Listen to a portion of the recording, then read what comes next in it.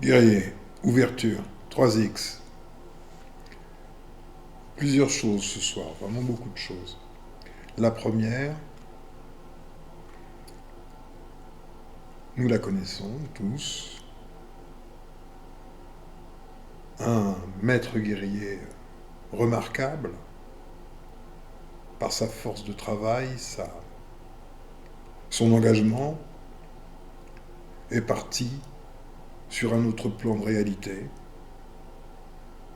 pour œuvrer différemment.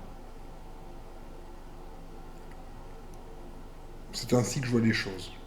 Et c'est ainsi que lui-même voyait les choses. Voilà. Autre chose. Je vais essayer de procéder dans un ordre. Dorénavant, j'ouvre le bal en disant guerrier, ouverture, 3X, 3 fois. D'aucuns pourraient penser que ce n'est pas kémitique,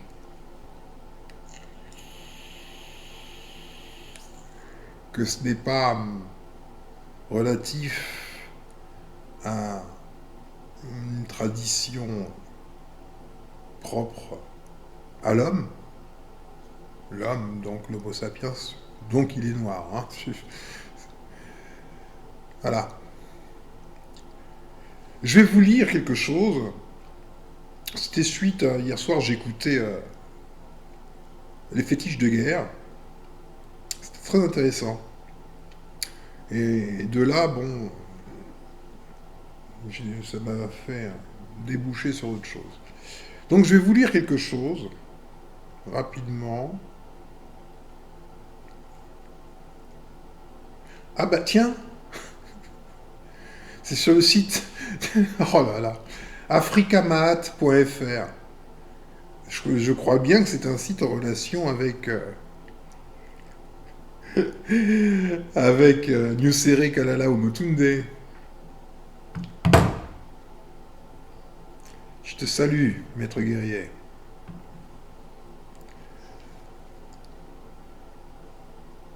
Synchronicité, hein. La divinité Anubis. Anubis est une divinité aux multiples attributions. Parmi les nombreuses qualités de cette divinité, certaines nous permettent de la considérer comme le guide divin des âmes et particulièrement des initiés. Un prêtre, PK de fétiche de guerre, n'aurait pas apprécié ce mot, un prêtre. Donc un officiant, on va dire. Un prêtre portait le nom de cette divinité, assumant son rôle en tant que guide des initiés ou de la momie du défunt.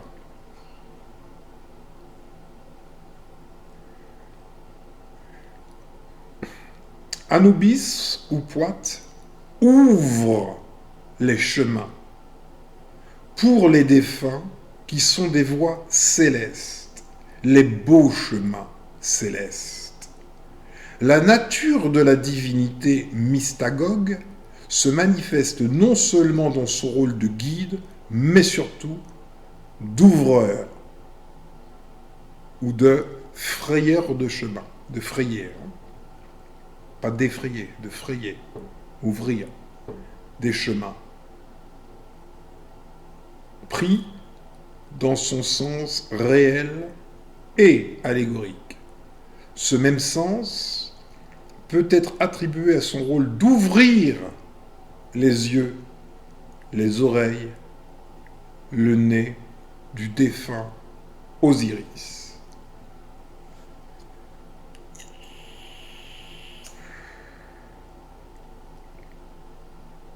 Anubis, d'autre part, fut incontestablement compris dans le groupe des divinités psychopompes.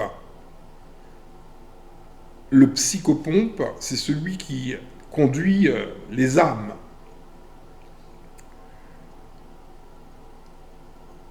Des divinités conductrices d'âmes plusieurs millénaires avant le Jésus des chrétiens. Ce texte que l'on vient de lire est en corrélation avec beaucoup de choses. Il est en corrélation avec ce que je viens de dire en introduction concernant la transition d'un des nôtres.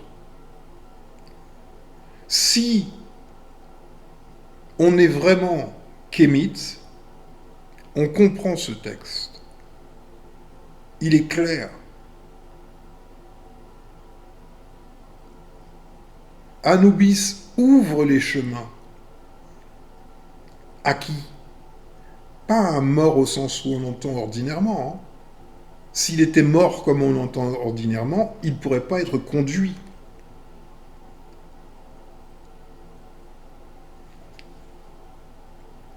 Le psychopompe conduit les âmes. Donc s'il conduit les âmes, c'est que l'âme est vivante sur un autre plan. Baron Lacroix, Baron Samedi, Baron Cimetière, est aussi le psychopompe. Ils sont les mêmes, Anubis ou Baron.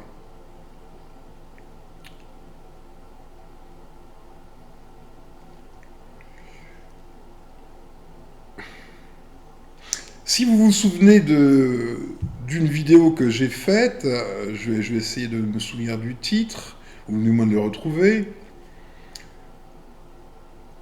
Le royaume des morts, révélation du guerrier Imhotep Tlen, cette vidéo. Dans cette vidéo, je vous ai décrit l'entrée sur Focus 23. Le royaume des morts. Je vous expliquais que il y a des plans de réalité, des fréquences, et que la conscience change de niveau de réalité. Et effectivement, le niveau qui s'appelle Focus 23 est un niveau où il y a eu rupture d'avec le corps physique. Mais la conscience demeure. Je vous ai dit dans cette vidéo que, en vous lisant les segments qui concernaient les divers états focus, je vous ai dit que Focus 23 était le lieu où arrivaient les décédés, perdus, égarés, et que ceux qui pratiquent Focus 23, enfin pratiquent EmiSync et arrivent jusqu'à Focus 23, sont invités en Focus 23 à constater les faits, sans intervenir.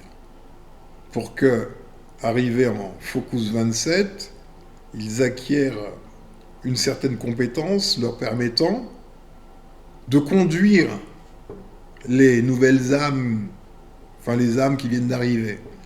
Donc c'est l'assistant psychopompe quelque part.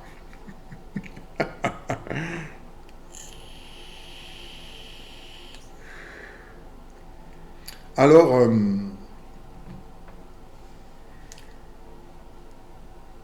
la mort n'est pas la fin. Il faut bien le reconnaître.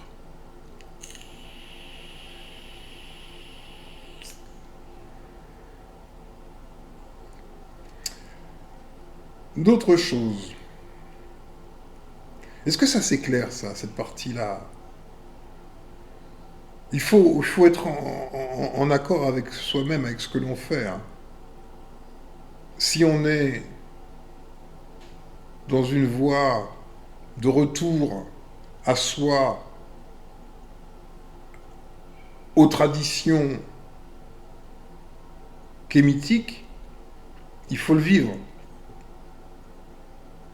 Même devant la mort.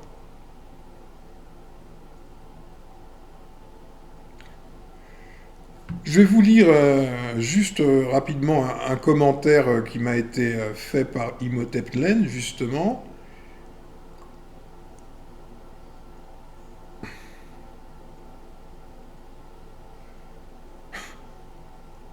Génial. Génial. Plein de choses, il se passe plein de choses. En fait, plein de choses. Où est-ce qu'il est le commentaire de Imhotep Len? Il est vraiment superbe. Il dit: Kalala Omotunde et moi avons cheminé ensemble, ici, à Montréal. Il nous a enseigné des trucs essentiels sur nous et le monde. Ensuite, nos chemins physiques se sont séparés. En paix et en équilibre en ce jour. Mais il n'écrit pas le mot paix. Il met un petit émoticône. En paix et en équilibre en ce jour, comme la flamme de ta bougie, car il disait, mais très cher, ne dites plus à vos défunts de reposer en paix. La mission de nos défunts est de combattre à nos côtés. Voilà. Donc le mieux pour honorer la mémoire d'Omotunde, c'est encore de comprendre son chemin spirituel, sa compréhension finale, et de vivre cela en soi, parce que ce qu'il dit est en parfaite concordance avec le texte que je vous ai lu concernant... excusez-moi, je ferme les fenêtres qui s'ouvrent. Concernant Anubis, Ampu, autrement appelé. D'accord? Voilà.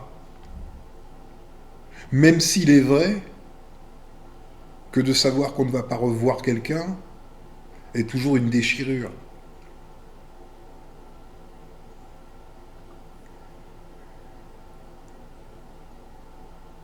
Avant de lire, je vais lire quelques commentaires, je vais lire quelque chose. Avant de les lire, je vais parler de choses plus terre à terre. J'étais en train d'écouter la libre antenne de Mobali Makassi concernant l'arrestation du doyen Dumbi Fakoli. Et notamment,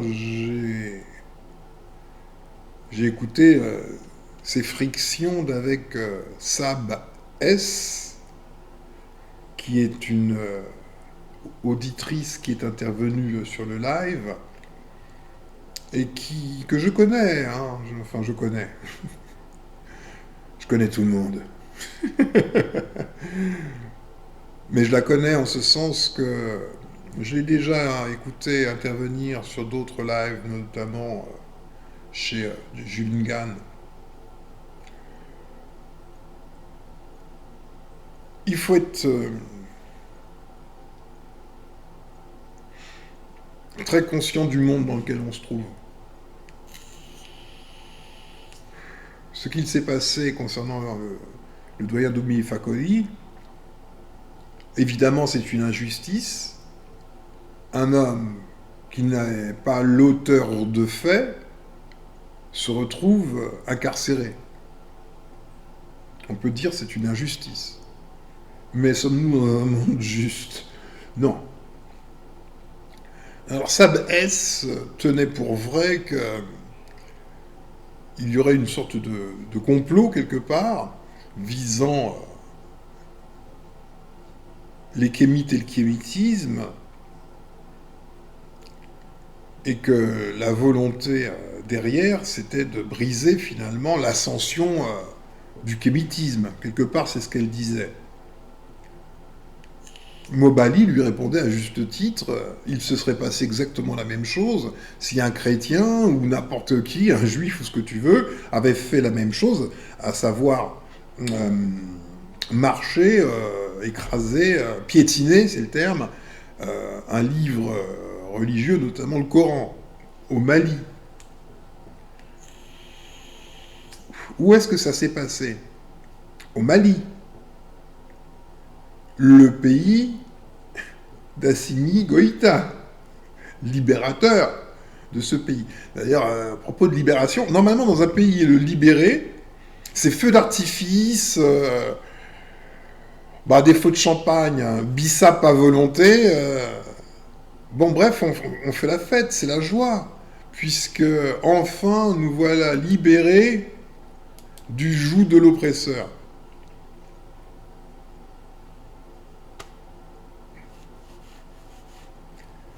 Là, pour le coup, on va pas dire que c'est l'armée française qui a fait quoi que ce soit. Là, ils sont même plus là. Hein. C'est même pas Wagner. Non, c'est une histoire de Noirs, d'Africains, de Maliens pour être plus exact.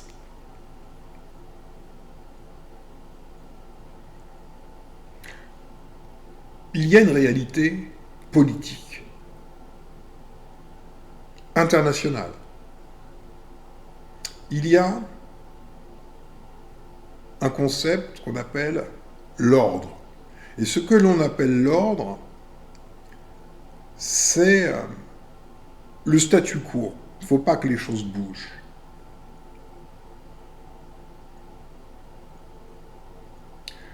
Ici, en France, ici même, hein,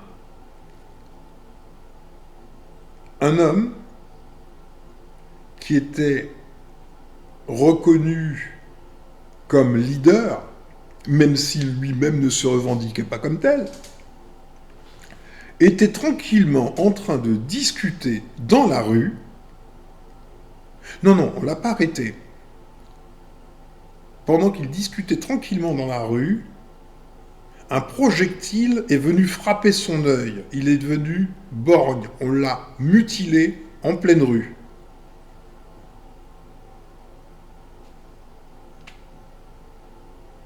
Parce que Jérôme Rodriguez était un leader charismatique, comme on dit, et que, en brisant Jérôme Rodriguez, on brisait le potentiel désordre qui conduit nécessairement à un nouvel ordre. Ce qu'il s'est passé au Mali, c'est qu'un idiot, hein, un idiot devant les caméras piétine le Coran dans un pays majoritairement musulman. Pas très futé. Pour pouvoir maintenir l'ordre, que tout le monde ne devienne pas fou d'un seul coup et aller dans la rue et se mettre à décapiter tout le monde, il y a des décisions politiques qui doivent être prises. Doumbia Fakoli étant l'influenceur ou reconnu comme tel, hein, l'influenceur par sa pensée, par ses prises de position, par la direction qu'il donne à sa vie personnelle et qu'il souhaiterait transmettre, par cela, il est reconnu comme l'instigateur du désordre.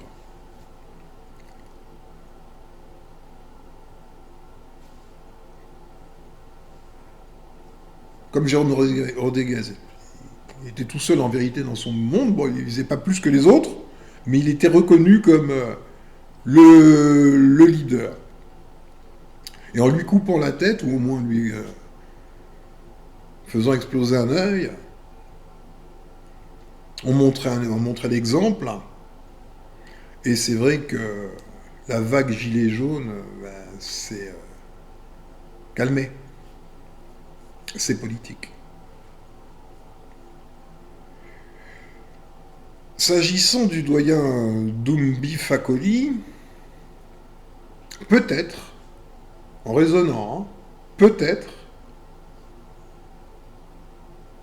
est-ce que sa vie a été sauvée par son arrestation? Peut-être.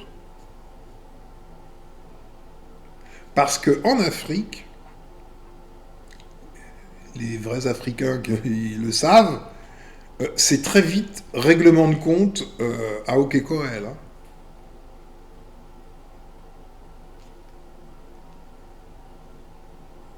Voilà. Ce qu'il faut retenir de cela, c'est que il y a vraiment quelque chose à l'échelle mondiale que j'appelle moi Norma One, ce qui norme les choses de manière impérieuse et impérative, dictatoriale, le One.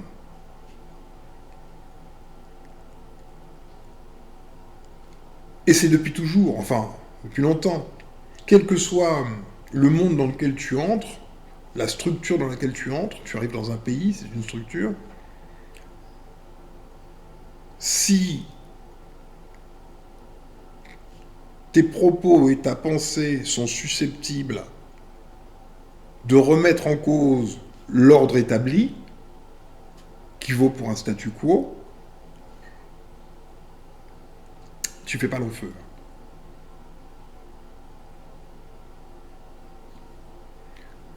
Donc on a arrêté le doyen Doumbie Fakoli, j'espère qu'il va être libéré, parce que bon, le monsieur, il a 78 ans. En plus, il n'a rien fait. Peut-être un moment où il faut trouver une issue de secours. Donc si l'idée était de l'arrêter pour calmer les passions,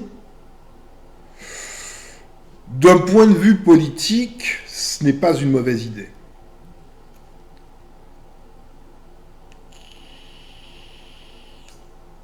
Vous comprenez? Les choses sont toujours plus compliquées qu'il n'y paraît.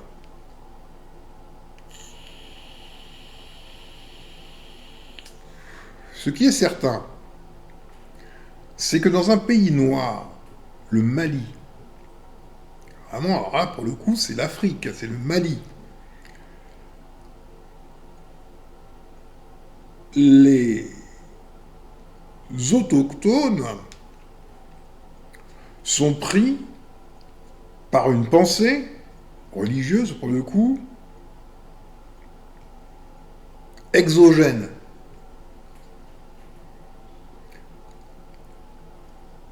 D'adoption. D'adoption. Et folie pure, une doctrine qui vise à restaurer sa propre tradition, celle des Noirs, est combattue avec force pour défendre une autre doctrine qui a été imposée par, pire que la force, l'extrême violence, la barbarie, etc. Là, on est dans le syndrome de Stockholm puissance 10. Hein. Voilà.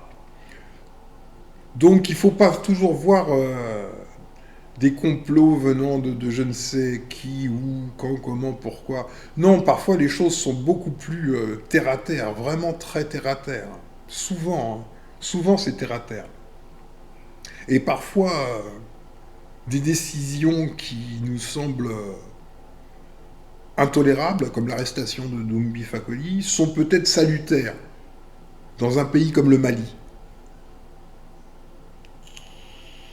Si ça avait été en France, ça aurait été plus discutable.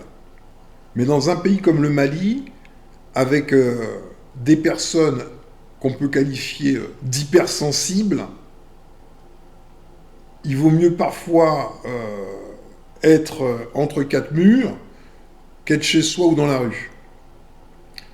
Au moins le temps que ça s'apaise un peu. Donc on ne sait pas. Tant qu'on ne sait pas quelles sont les, de manière assurée, certaine, quelles sont les raisons qui ont pu pousser à prendre telle ou telle décision, si on n'a pas toutes les cartes en main, on va spéculer et spéculer et spéculer. Voilà.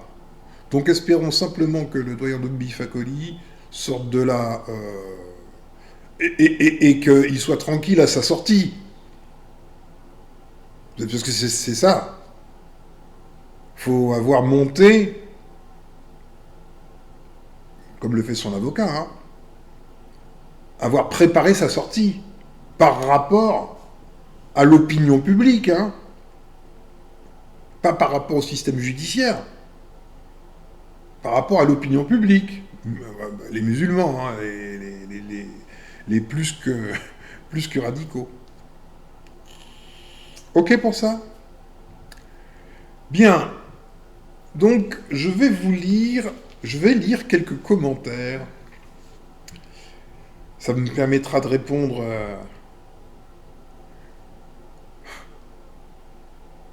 Ah, je viens de faire une vidéo. Je viens de faire une vidéo qui n'est pas faite pour l'hémisphère gauche, donc le côté droit. Du tout. Et c'est précisément ça le truc. Attends, bouge pas, juste une seconde. Elle s'appelle Apprendre à lire.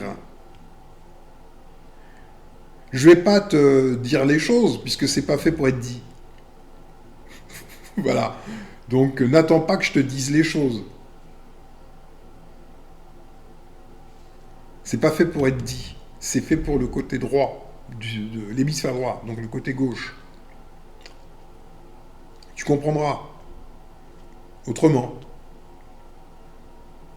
En revanche, alors voilà, donc j'ai Mumu la fleur. Je te salue Mumu la fleur. Qui me dit, j'avoue que je suis largué. Je pense avoir saisi le fil de ta pensée en écoutant tes vidéos. Même si je ne suis pas encore suffisamment en confiance pour la méthode Monroe, je suis pas en confiance. Écoute, quoi, je veux dire quoi ça? Être en confiance. T'étais en confiance quand t'es arrivé dans la vie? Est-ce que tu te rends compte de cette expérience exceptionnelle? T'es arrivé chez les fous. T'étais pas en confiance. T'y es arrivé, point, t'étais là. Tu t'es adapté. Donc, je ne suis pas encore suffisamment en confiance pour la méthode Monroe, mais je n'ai pas compris, entre guillemets, ce que tu cherches à transmettre par cette vidéo. Peut-être que le moment n'est pas encore venu pour moi. Merci. Je lui réponds. Ce n'est pas fait pour ton hémisphère gauche. C'est pour ça que ton hémisphère gauche est largué. Il existe un autre côté, et il est grand.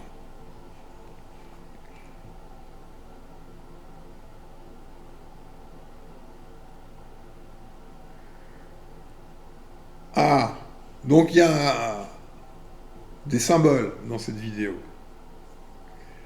Et Kémit Guada lui répond, l'équipe de foot de mon papa avait ce signe et c'était la résistance.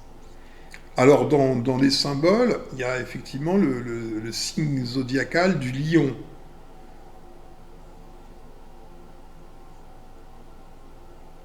Est-ce que ton papa, Kémit Guada, avait un rapport avec les lions indomptables? Je crois pas, hein. Mais bon. Je pense que tu parles de ce symbole-là, mais peut-être d'autres, hein, parce qu'il y a des symboles, mais c'est les mêmes. Enfin, bon, j'en dis pas plus.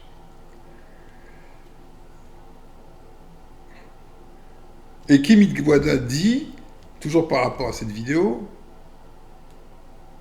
2-2 en phase 4. J'aime bien les expressions, ça me fait marrer. Grâce à cette vidéo, un souvenir a émergé. La dernière de TDA, j'ai raté quelque chose un peu pareil. La panthère a 4 principes.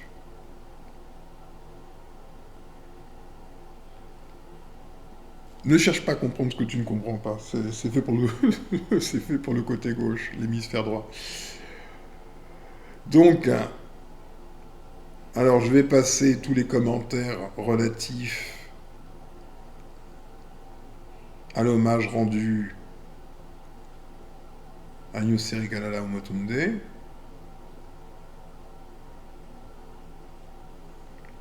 Ah, j'ai fait une vidéo qui s'appelle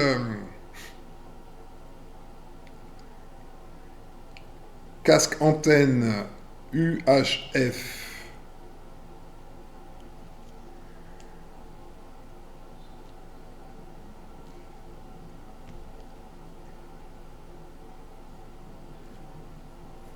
Faut que tu regardes cette vidéo. Faut que tu regardes. Faut que tu ouvres tes yeux. Juste tu ouvres tes yeux. Et tu ouvres tes oreilles parce que je t'ai mis des sons.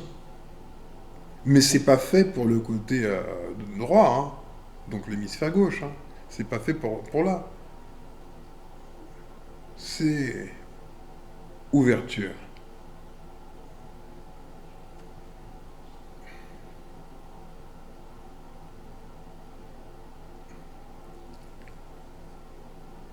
Attends, bouge pas.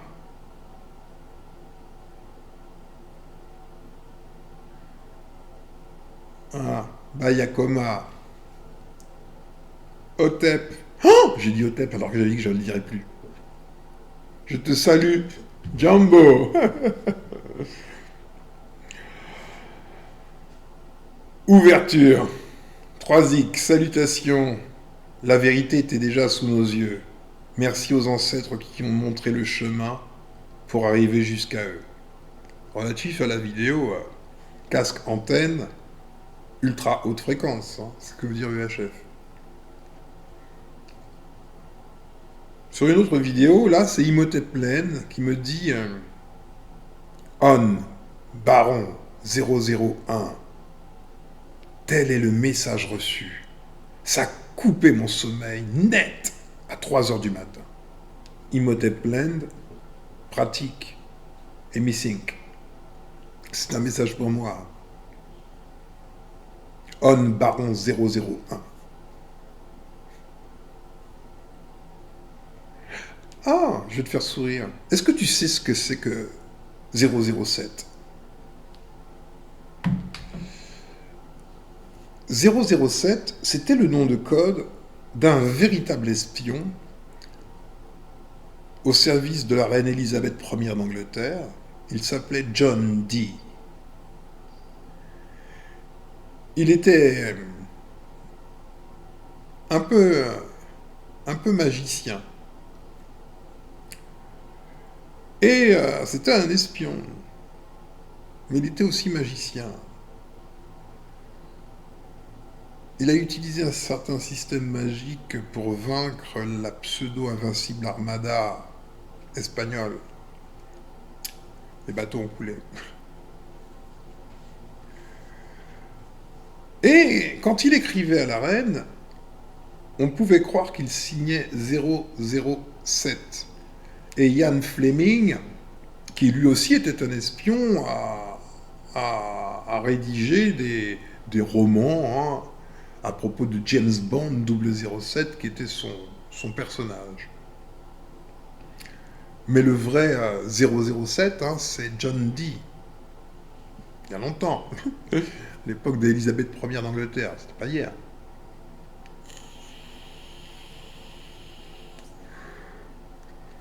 Mais en fait, c'était pas 007.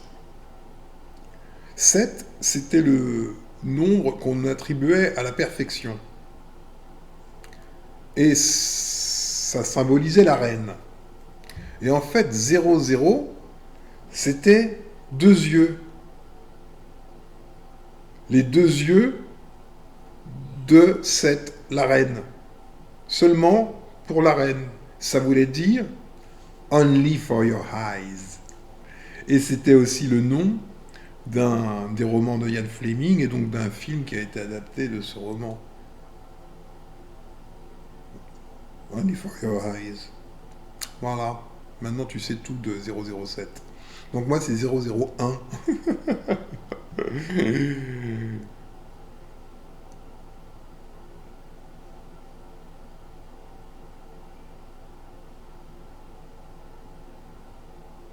Alors Imhotep dit dans un autre commentaire, pour moi aussi, les choses qui me sont arrivées après mon stage et Missing, c'est waouh, vraiment.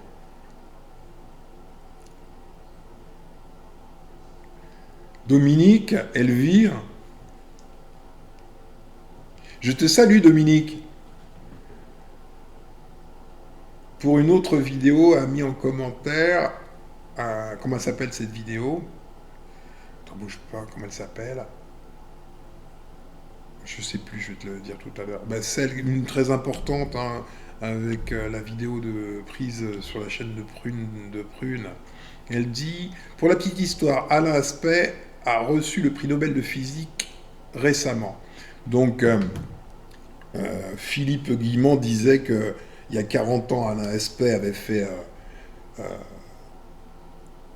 une découverte exceptionnelle concernant le temps et la rétrocausalité. C'est-à-dire que le futur pouvait influencer le passé en physique quantique.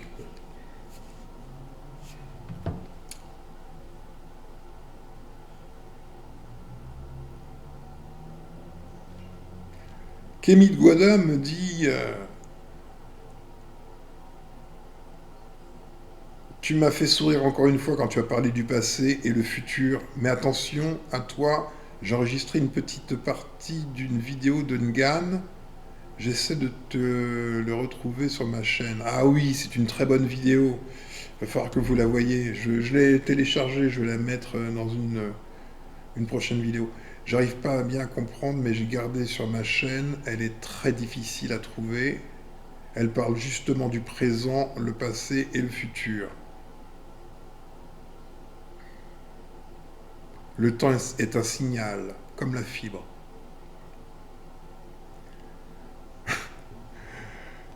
Venom. C'est génial. Attends, juste je regarde quelle vidéo c'était. Elle avait déjà été trouvée. Ah, c'est alors le Satori. Alors le Satori. Ok. Il dit, je suis à 4 minutes. Tu me fais déjà cogiter. Pause. Je vais me faire un thé. Le médecin qui a failli devenir fou, je suis passé par là également. Justement, à la période de ma vie où les synchronicités ne faisaient que s'opérer dans ma vie, partout, à tout moment, que ce soit avec les heures miroirs, jumelles, ou bien des coïncidences qui se produisaient tous les jours. Mais les heures miroirs, ça m'a vraiment marqué. Parce que c'était du matin jusqu'au soir, à chaque fois que je regardais l'heure qu'il est, non volontairement, je voyais ces fameuses heures miroirs. Les heures miroirs, c'est 10h10, 11h11, etc. J'étais presque devenu parano. Lol, tu me régales. Tu es aussi allé jusqu'à Prune, très intéressant. Je vais arrêter de commenter parce que mon cerveau est plus chaud que mon thé. Mais je me délecte. Bref, en un mot, incroyable. Dernier commentaire. Après avoir terminé la vidéo, je regarde l'heure. 03h03 Je peux te jurer sur tout ce que tu veux, c'est incroyable. Bref. Donc, c'est plus compliqué que vous l'imaginez. Enfin, que tu fasses Missing ou que tu ne fasses pas Missing, tu es entraîné dans un flux. Quoi qu'il en soit. Anyway. Donc tu es dans l'univers. Au fait. Tu es dans l'univers. Donc tu es dans le flux. Tu es dans un flux. Tu peux pas croire que il te suffise de ne pas faire quelque chose pour ne pas être affecté. C'est faux. Tout est interconnecté. Il faut vraiment regarder cette vidéo. Alors, le Satori, ou Philippe Guillemont, un scientifique, un physicien, lui aussi, il est arrivé à ouvrir le côté gauche, l'hémisphère droit. Il le dit, hein, j'ai regardé d'autres vidéos de lui. Il a reçu la visite de sept papillons qui avaient un comportement étrange. Et ça lui a permis de comprendre un problème très très concret. Hein. Il développait, il développait un logiciel très complexe, beaucoup de mathématiques là-dedans. Et ça a tout déverrouillé. Et il a compris qu'il était en interaction. Les papillons qui viennent, c'est pas rien. Rien n'est rien. Donc tu vois, hein, pour cette dernière vidéo que j'ai faite, juste avant celle-ci, hein, si tu veux essayer de comprendre les choses avec uniquement ta raison raisonnante, bah non, quoi. C'était pas le but. C'est pas le but. C'est pas le but du tout. C'est pas le but, pourquoi? Parce que il n'est pas impossible qu'un jour, tu sois confronté à quelque chose de tellement grand qu'à l'instant même, ton moi psychologique que tu penses être toi, ce que tu appelles moi, et tu penses que c'est toi, le moi qui résonne, le moi qui est directement rattaché au côté droit, lui, tu peux le voir là, en train de jouer comme un enfant par terre, comme les enfants qui jouent à la voiture, tu sais, ils sont là, ils sont pas là, ils sont pas dans le monde des grands, ils sont dans le monde des petits, ils sont hors jeu, ils sont dans leur jeu, donc ils sont hors jeu. Ton, ton moi psychologique peut se retrouver hors jeu en 0,00001 seconde, tu vois. Et toi, tu restes là. Et tu te rends compte que tu n'es pas ton moi psychologique. Par voie de conséquence. Tu le regardes, il est là. Et toi, t'es là.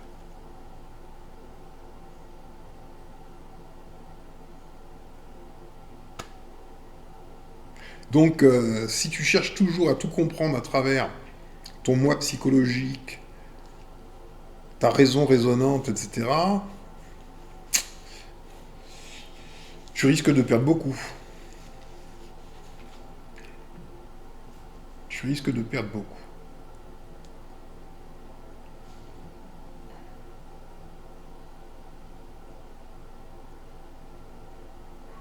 Ok. Je vous remercie pour vos commentaires. Moi, je ne vais pas tout lire, hein, évidemment. Mais je vous remercie, quoi qu'il en soit, pour vos commentaires, qui sont parfois très très pertinents, même si vous pensez que ça ne l'est pas. Donc pour ceux qui font EmiSync, poursuivez, accrochez-vous. Et je vais vous dire pourquoi. Je vais vous raconter une histoire très personnelle.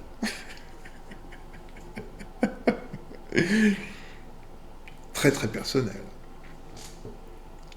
La première fois, ma première fois. Tadam.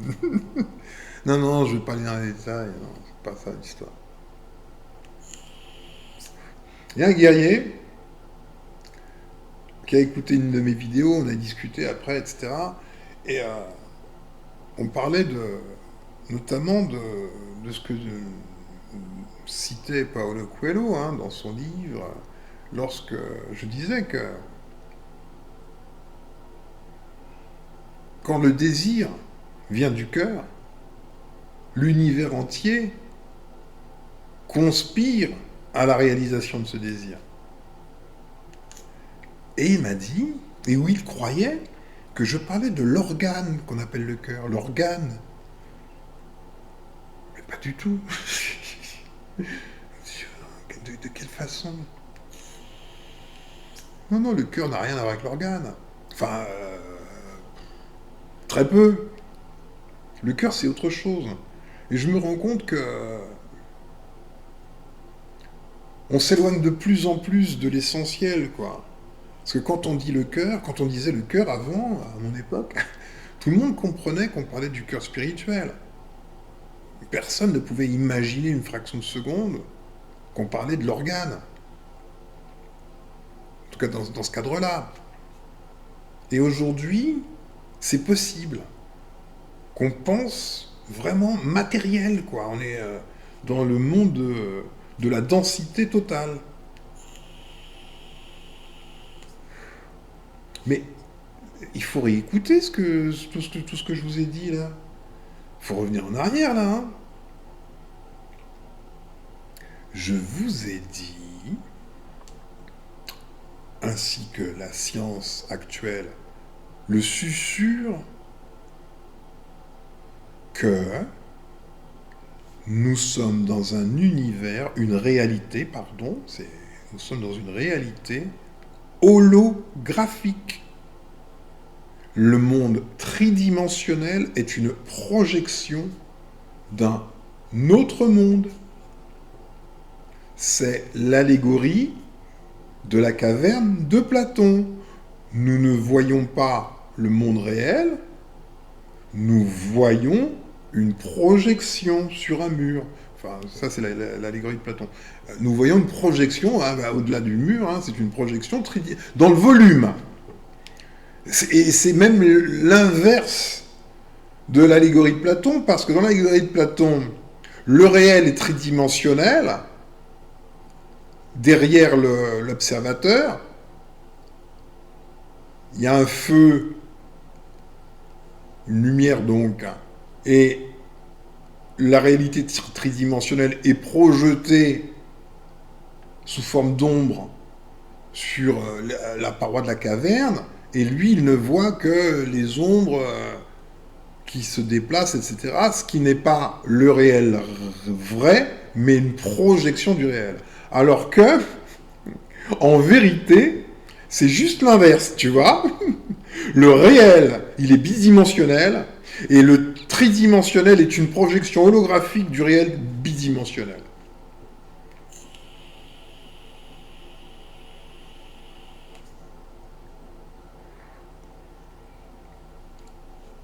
Donc si le réel tridimensionnel, enfin si la projection tridimensionnelle n'est pas le réel, quand je parle du cœur, je ne fais pas référence à un objet tridimensionnel.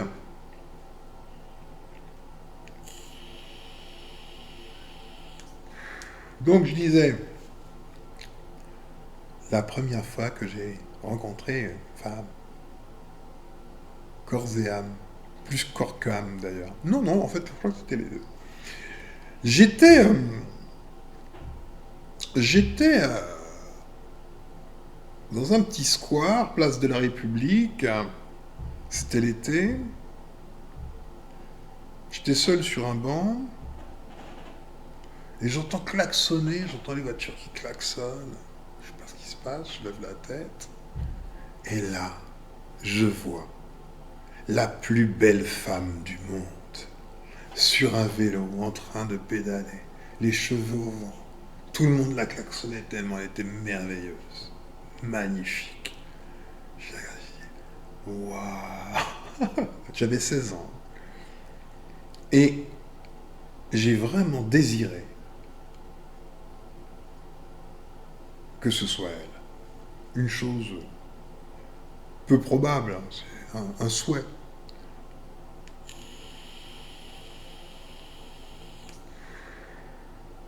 Une femme, moi j'étais un ado. Hein. Une semaine plus tard, mon ami, on va dire d'enfance, mais j'avais 16 ans, on s'est connus à 14 ans, on se connaissait depuis 2 ans seulement finalement, mais on se voyait tous les jours, donc tu sais, quand t'es ado, tes potes, tu les connais super bien. Donc on était super amis, et mon ami était Ah, il était sorti de l'école très tôt, hein, bah, comme moi, tu vois. Il était très doué. Il était brillant, en fait, à tous égards. Et il avait un certain talent pour la photographie. Donc, à 14 ans, il faisait des photos. Il les vendait. C'est très doué. Un œil d'artiste. Tant et si bien que il s'est retrouvé, 14 ans, à travailler pour une agence de presse. Il était photographe de presse. Et on l'avait envoyé aux États-Unis quand on avait 16 ans. L'agence l'avait envoyé aux États-Unis pour photographier, faire un reportage, ouais, faire un reportage sur Nina Hagen. Pour ceux qui la connaissent pas, c'était une chanteuse allemande un peu excentrique. Il est parti à New York, hein. Il n'a pas trouvé Nina Hagen du tout, mais il a rencontré un truc qu'on ne connaissait pas en France du tout, apparemment. Il a rencontré des gens venus de l'espace. Donc une semaine plus tard, après avoir vu cette femme, il réapparaît et il me dit: j'habite chez mon patron. On est d'accord, tout cela c'est assez... bon bref. J'habite chez mon patron, il y a des meufs. Il y a des meufs, c'est des bombes. Il est pas là, je suis avec elle, tout seul. Il y en a 3. Je dis, attends, j'arrive. Je vais te filer un coup de main. Et c'était juste à côté du parc, là où j'étais. C'était un peu notre QG, tu vois. C'était rue de Turbigo. Et bon, il me raconte tout ce qu'il a fait aux États-Unis. Il me dit, j'ai rencontré des gens, ils tournaient sur la tête. Que tu me parles des gens qui tournent sur la tête. Mais ouais, c'est une danse et tout. Ils font des trucs dans la rue, ils ont des noms pas possibles. Tu vas voir, ils vont venir en France. J'étais avec Bernard Zécry, nana. Il me dit des trucs. Je dis, écoute, et puis, mais comme il est photographe, il me montre des photos, effectivement, ouais. C'était les débuts du rap. Avec Africa Bambaataa, Grand Mixer, DST, etc. Tous ces gens-là. Bon, ils sont venus à Paris après. On est devenus potes. Donc, je l'accompagne, rue de Turbigo, dans l'appartement un peu bourgeois, là, de son patron. Ouais, c'était quand même, ça se passe en 82, tu vois. Mitterrand, il était président depuis peu, donc c'était une France différente de maintenant, hein. C'était quand Mitterrand est passé président, quand la gauche, le Parti socialiste est arrivé au pouvoir, il y a eu une grande libération de tout, tu vois. C'était radio libre, machin, c'était festif. Ça n'a pas duré longtemps. Mais en tout cas, c'est tombé au bon moment. Pour un ado, c'était juste génial. Donc, je le suis, on va rue de Turbigo, juste à côté. On monte l'escalier.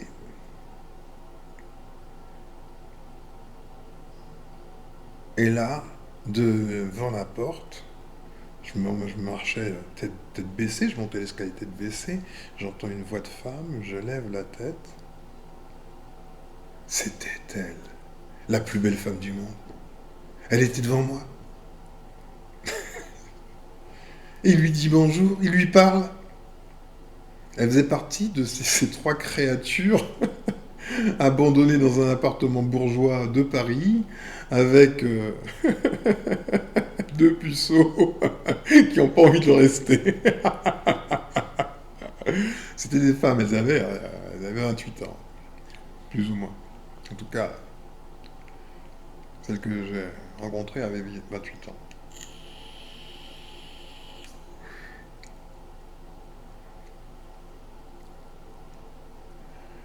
Tu dis pas qu'on est tranquillement dans cet appartement et les nanas étaient assez délurées. Elles commencent à nous faire des striptease et tout. On était gamins, très intimidés, tu vois.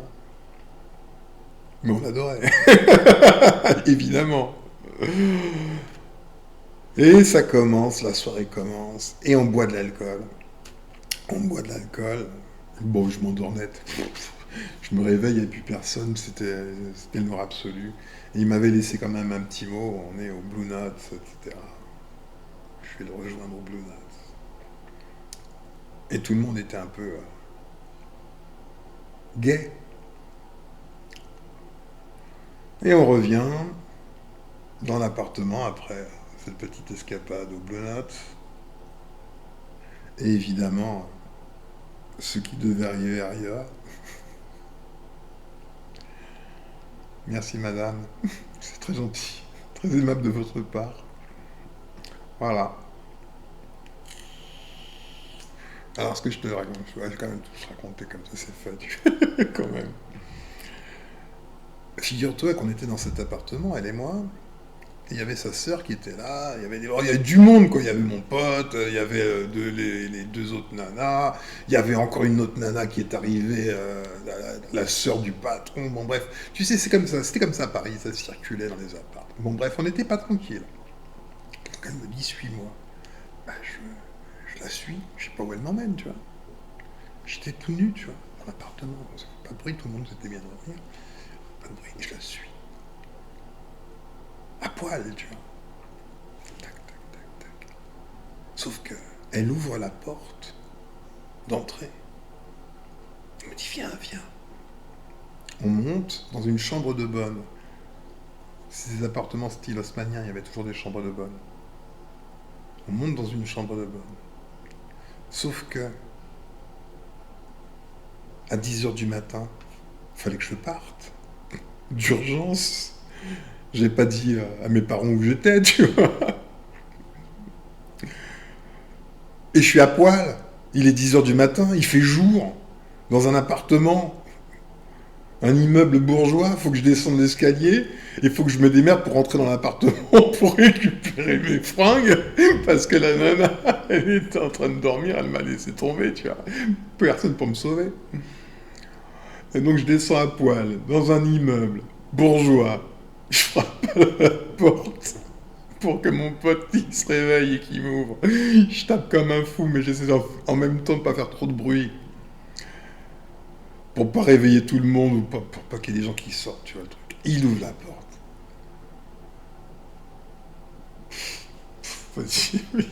Il est parti se coucher, tu vois. Tu ouvres la porte, tu vois ton pote à poil, tu te poses même pas de questions, tu vas te coucher. Voilà, tu vois. Voilà. C'est des choses qui arrivent dans la vie, tu vois. Mais à un moment, j'ai pu constater que rien n'était normal. Très vite, rien n'était normal. De la normalité ordinaire. Il m'a fallu 12 ans pour tout poser devant moi et analyser. Rien n'était normal. Tout était étrangement imbriqué. Mais tout. J'ai dû regarder les choses en face. Mon ami Paul, à 14 ans, normalement on va à l'école. Non. Lui, il est photographe. Il est tellement doué qu'on le prend comme photographe reporter. On l'envoie aux États-Unis, ses parents lui disent ok, vas-y, fonce, s'en foutent. Je vois la plus belle femme du monde. Je me dis, j'aimerais bien que ce soit elle, ma première expérience. Une semaine après, j'ai un ami qui arrive Il m'emmène dans un appartement, comme une apparition, elle est là. Le soir même, 9 août 1982, je m'en souviens comme si c'était hier, parce que c'était le soir de l'attentat de la rue des Rosiers, comme ça. Et j'ai vu que rien de tout cela n'était normal. Et je me suis demandé,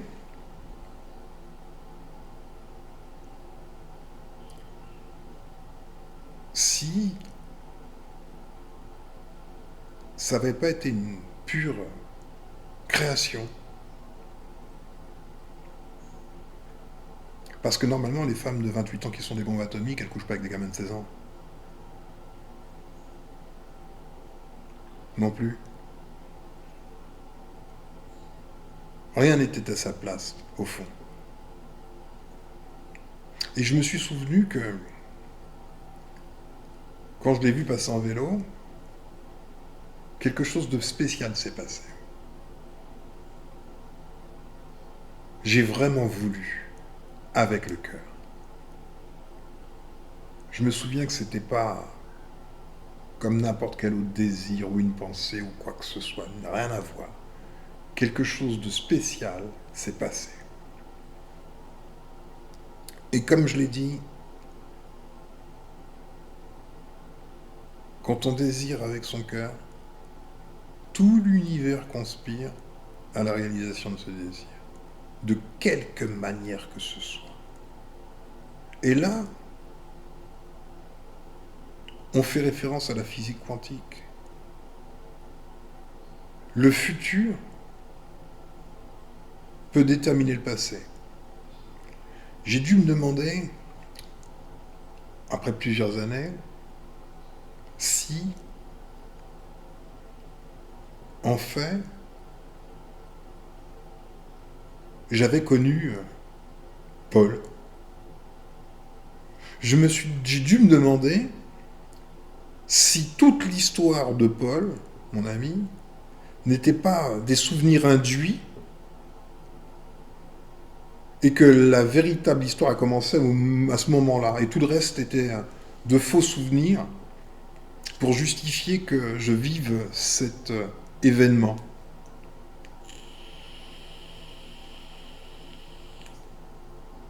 Tu comprends? C'était une obligation de poser ça comme une probabilité. Mais c'était plus qu'une probabilité en fait. Et plus j'y pensais, et plus cette probabilité devenait une quasi-certitude. Donc j'ai eu de sérieux doutes sur la réalité.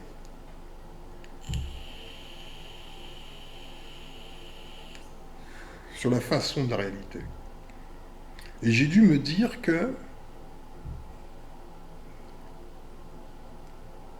au fond, pourquoi est-ce qu'il y a eu besoin de tout ce stratagème, d'avoir tous ces souvenirs induits?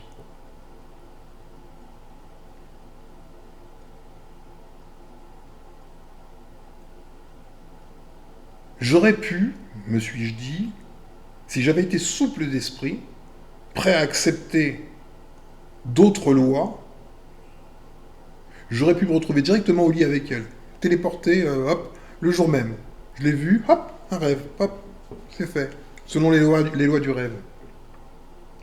Mais c'est parce qu'on n'accepte pas certaines lois qu'on veut que tout soit fait conformément aux lois de l'illusion tridimensionnelle, qu'il faut que tout un ensemble de scénarios logiques, ou plus ou moins acceptables en tout cas, cohérents, voilà, soit posé pour soutenir l'événement désiré. Il fallait tout un socle.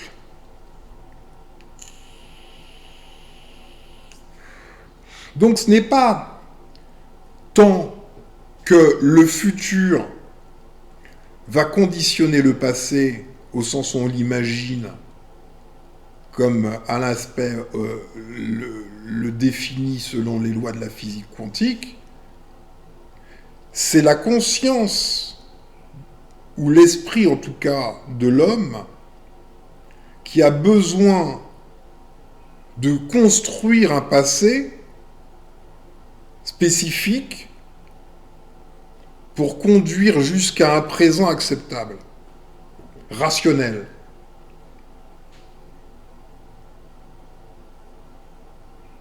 Une personne qui serait vraiment souple, j'ai trouvé quelqu'un qui dit quelque chose d'intelligent là-dessus. Une personne qui accepterait la vérité de la vie, telle qu'elle est.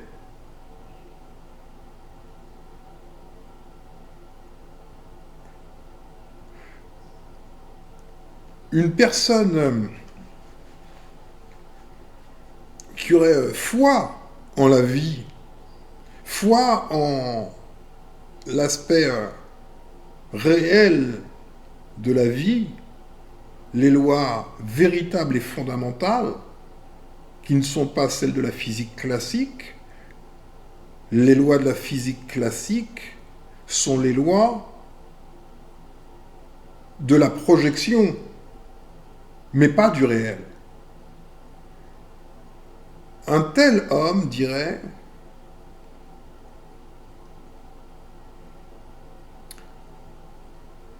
en vérité, je vous le dis, si vous aviez de la foi et que vous ne doutiez point, non seulement vous feriez ce qui a été fait à ce figuier, mais quand vous diriez à cette montagne, ôte-toi de là et jette-toi dans la mer, cela se ferait.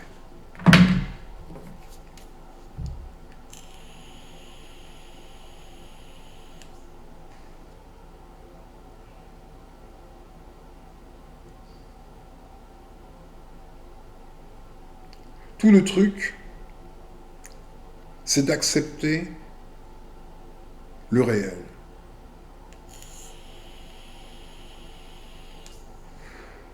Est-ce que tu comprends la force?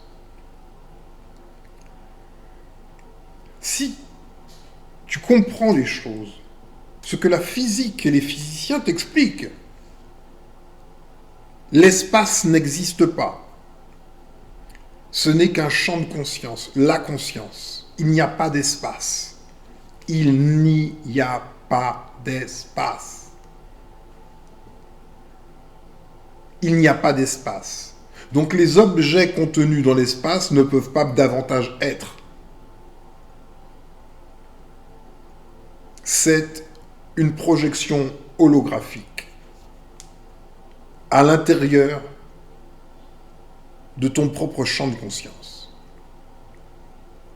Mais les choses sont faites de telle façon que il y a des lois, les lois de la physique ordinaire, qui sont les lois que tu t'imposes à toi-même pour soutenir une certaine idée du réel, qui est une prison, puisque les lois de la physique classique nous emprisonnent.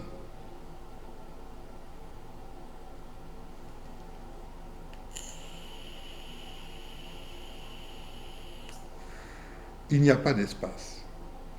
Il n'y a pas plus d'espace que de temps d'ailleurs, puisque l'espace et le temps forment un continuum. S'il n'y a pas d'espace, alors il n'y a pas non plus de temps. La seule chose qui existe, c'est la présence. La présence. Et la présence s'appelle présence parce qu'elle est au présent. Il n'y a que le présent. Et une gigantesque machine divine qui produit l'illusion du réel, de ce réel-là.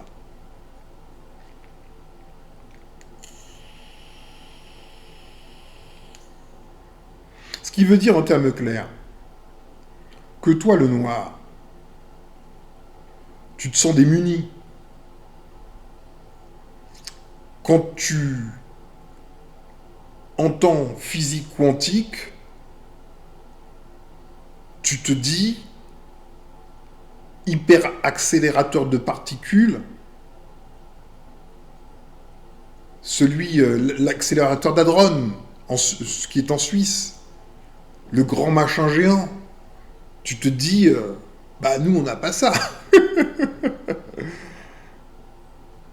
Tu vois des choses comme ça, tu vois des énormes machines, tu vois des physiciens qui font des équations auxquelles tu ne comprends rien. Tu vois tout cela, mais c'est que tu n'as pas compris la physique quantique.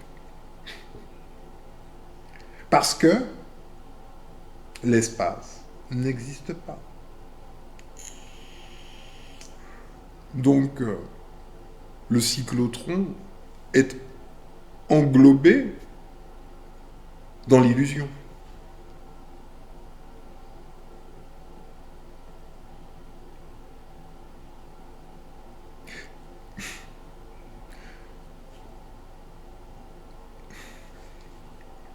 J'écoutais Mobali, comme je te l'ai dit, comme d'autres.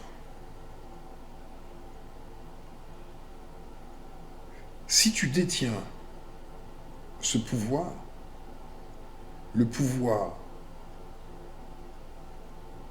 de contrôler le réel,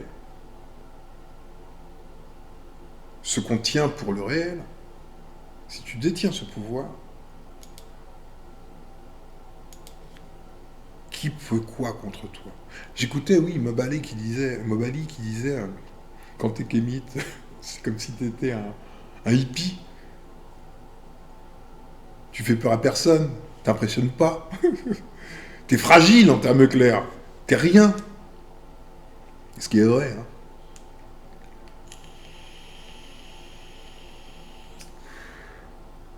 Mais si t'es un kamite qui a compris la physique quantique, réellement, qui a tout compris, qui a compris que tu peux contrôler ce monde de la même manière que tu peux contrôler tes rêves quand tu te réveilles dans le rêve. On en a parlé déjà. Du rêve éveillé. Enfin non, c'est pas vraiment le rêve éveillé, c'est être conscient dans son rêve.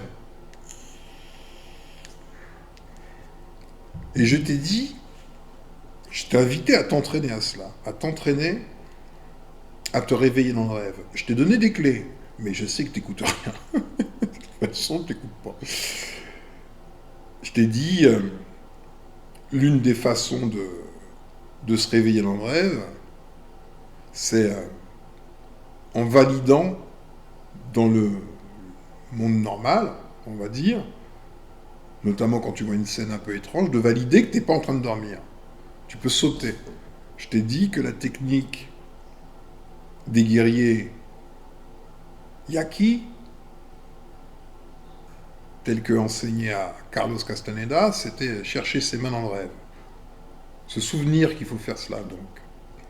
Eh bien, quand tu rappelles ta mémoire du monde éveillé à l'intérieur du rêve, tu réveilles simultanément tous tes matériaux psychiques d'éveil.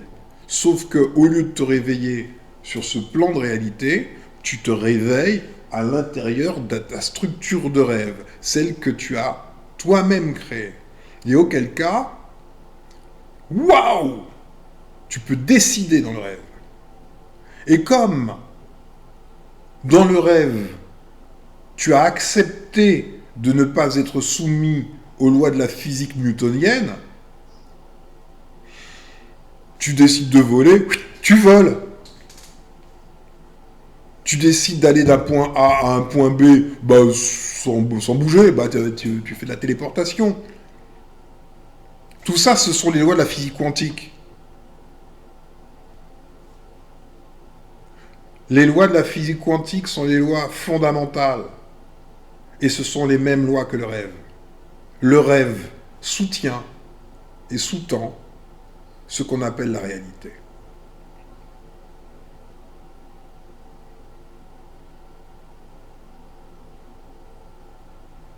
Quel que soit le degré de science, de progrès, de tout ce que tu veux, de technologie, de 1 milliard de tout ce que tu veux, des Néandertaliens, toi, si tu le veux,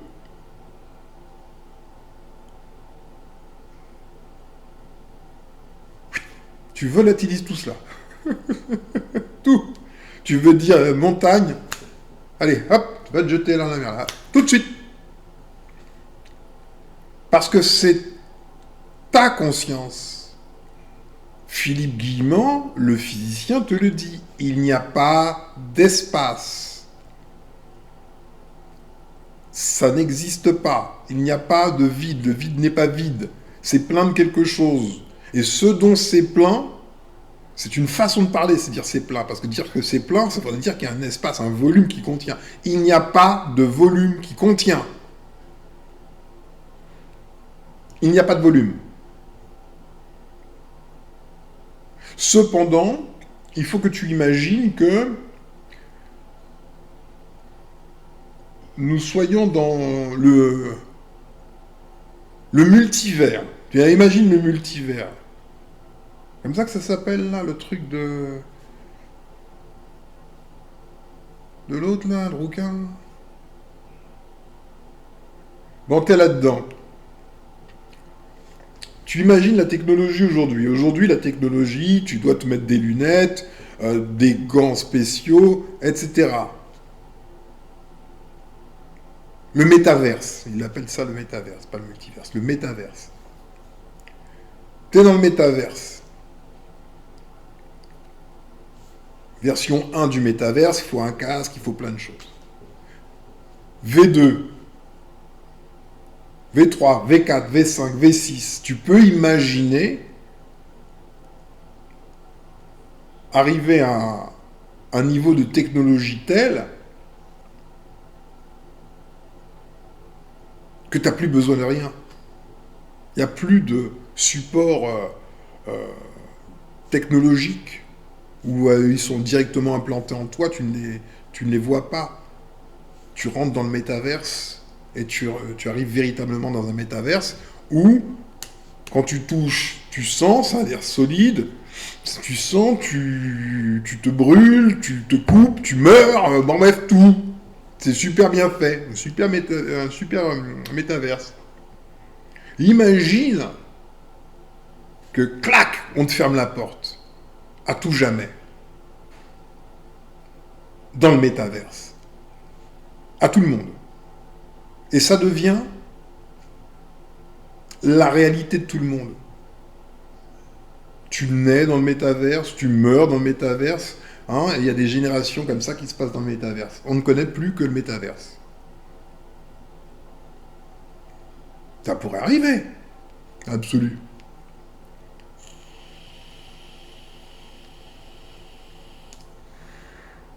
Et t'es soumis aux lois du métaverse.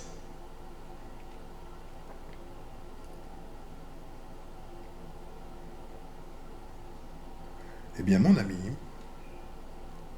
tu peux sortir du métaverse. Parce que ça n'a jamais été la réalité. Jamais. Et parfois, il se passe des choses. Pour contrôler le métaverse dans lequel nous nous trouvons actuellement, il faut des outils spéciaux. C'est pas ton mental. Ça marche pas. Tu peux fermer ton couet tant que tu veux. Ça... Donc, le guerrier qui se questionnait à propos du cœur, etc., qui me demandait mais quelle technique, comment faire pour contrôler le réel, quelque part. Il me demande une technique, mais une technique, un moyen, une explication, tout cela. C'est pas possible. Ça marche pas. Il faut le vouloir avec le cœur. Alors, explique-moi techniquement comment on peut vouloir avec le cœur. Ben non, si je t'explique techniquement comment vouloir avec le cœur, je le ferai pas avec le cœur, je le ferai avec mon cerveau, et tu comprendrais pas, donc, avec ton propre cerveau. Il n'y a rien à expliquer. Ça s'explique pas. Si tu veux, avec ton cœur. Faut être sincère. Faut que ça vienne du cœur, comme on dit. Mais vraiment. Donc là, Jésus, il parle de la foi. Hein.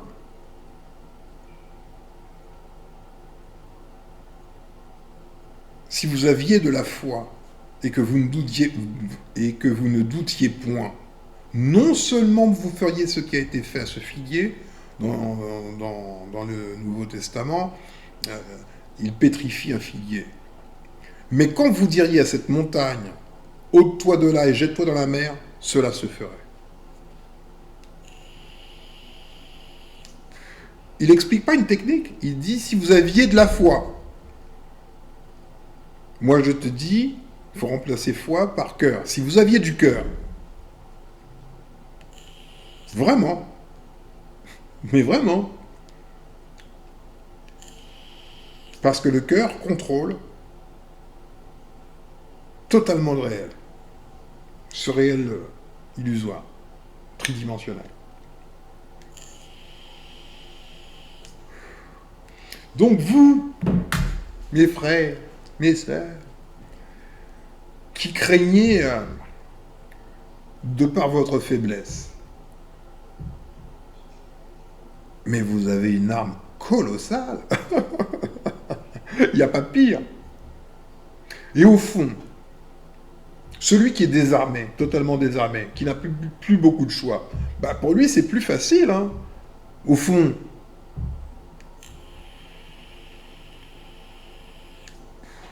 là où je t'emmène, c'est plus qu'effrayant, il n'y a pas de doute. À partir du moment où le réel s'est effondré, à la seconde même où le réel s'est effondré, ta structure mentale, tes croyances, tout s'est effondré. Mais en fait, c'est la prison qui s'est effondrée. Mais comme tu as toujours été en prison, bah tu te demandes à retourner dans ta prison, quoi, qu'elle demeure. Comment tu pourrais vivre selon les lois du rêve?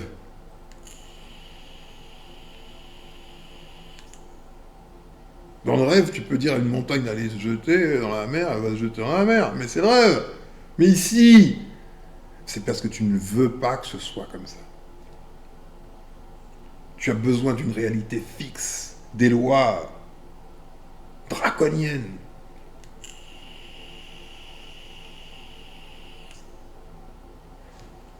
Bouge pas, je vais te redire quelque chose de totalement à propos.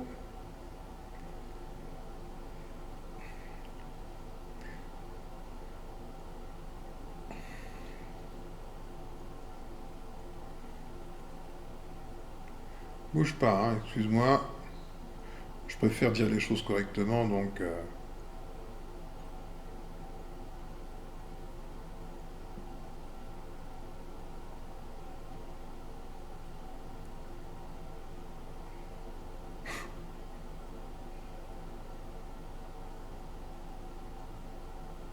Tiens, ben...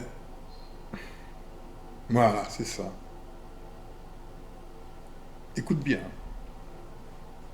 Grâce au contrôle des pensées, à la terreur constamment martelée pour maintenir l'individu dans un état de soumission voulue, nous sommes aujourd'hui entrés dans la plus parfaite des dictatures. Une dictature qui aurait les apparences de la démocratie. Une prison sans murs dont les prisonniers ne songeraient pas à s'évader, dont ils ne songeraient même pas à renverser les tyrans. Système d'esclavage où, grâce à la consommation et au divertissement, les esclaves auraient l'amour de leur servitude.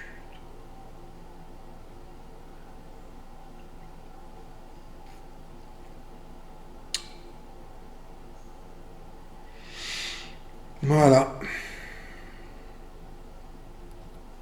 Donc, vois-tu, Amy Sink,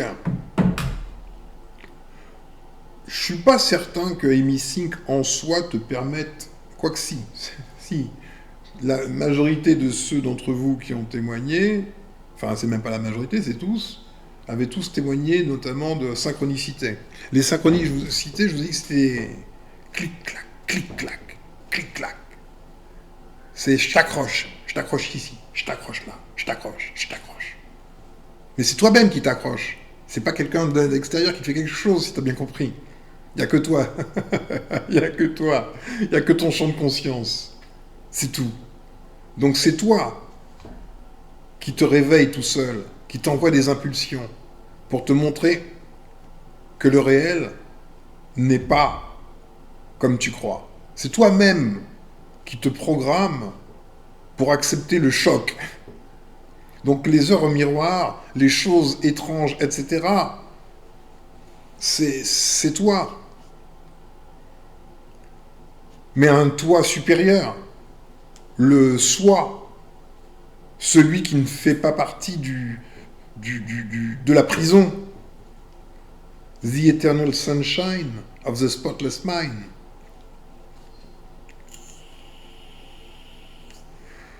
Alors tu peux jouer, rester que dans le jeu, essayer de maîtriser ton cœur pour coucher tous les jours avec la plus belle femme du monde. Tu peux jouer, mais ça sert pas à jouer. Ça sert à sortir.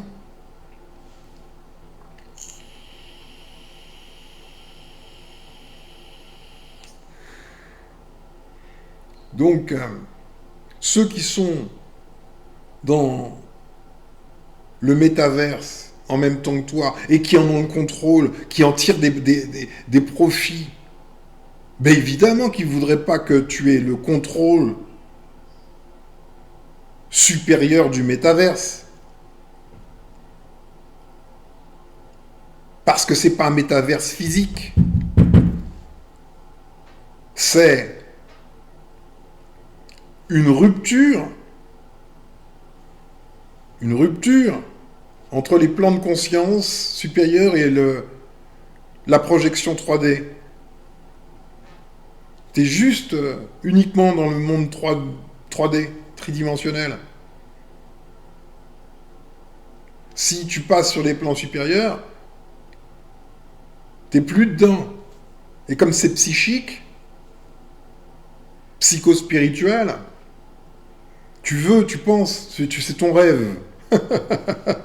C'est ton rêve. T'es juste en train de rêver.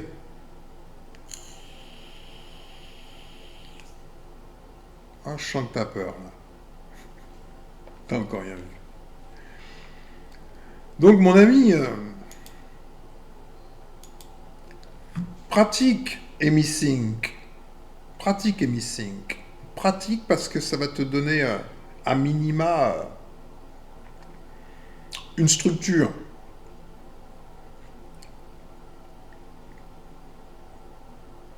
Après, si tu es sage, je te donnerai la clé. La clé qui ouvre la porte. En grand.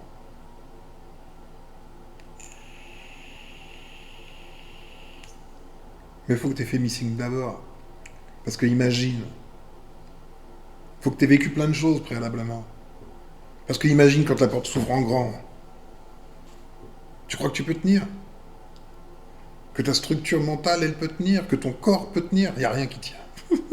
Ah, rien qui tient. Ça se déglingue. C'est ça le réel. Donc te laisse pas surprendre.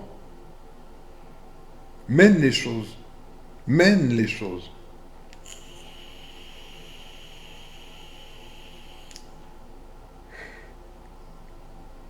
Voilà pour aujourd'hui. Take care.